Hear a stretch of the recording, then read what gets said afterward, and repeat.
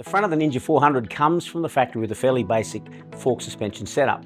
The only way you can make adjustments on the original factory suspension would be to change oil, change the springs, or add something to the bike that allows you to change the preload on those particular springs.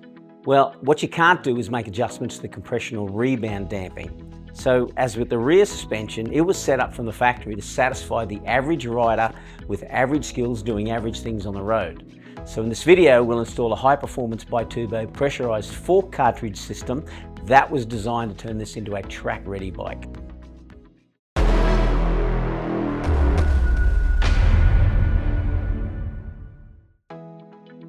The fork cartridges we chose are the pressurized version you get from Bitubo. We matched the suspension to my weight by having them fitted with 0.9 kilogram per millimeter springs. Now, to install these, you obviously need to remove the forks from the bike, which means removing the fairing and the headlight components. Then you pull apart and reassemble the forks, and the instructions that come with the parts are actually quite good. They guide you through every step of the install, including the assembly of the cartridges and the adding of oil to the correct level. When you've got everything installed back on the bike, you then need to adjust a few things. Now, I know that the rear shock now has a 10mm longer shock on it, which changes the geometry of the bike.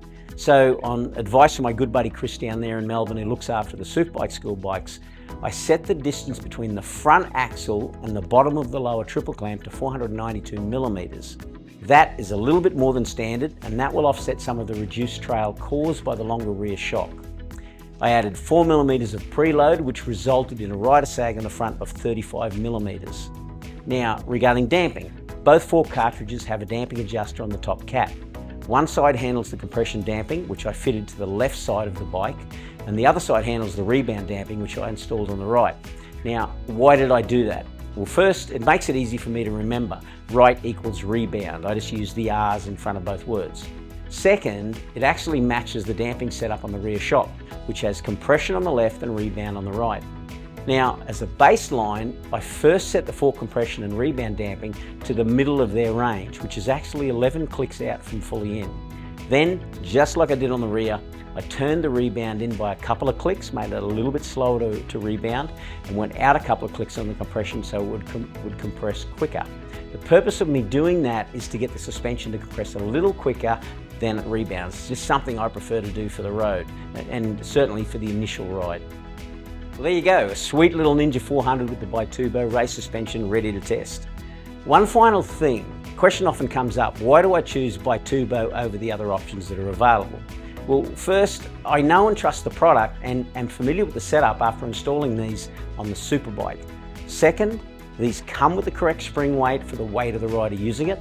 Third, everything you need to install the item comes with the kits, including the correct oil for the fork cartridges. Fourth, Bitubo is also used in high-level racing competition in Europe, Australia, and in the United States, so I know they're made to perform. Last but not least, just check out the rear shock. You know, it just looks so goddamn cool, and I kind of like the look of those. That's it from me in this video. I'll catch you later in a video where we get to ride this little beauty.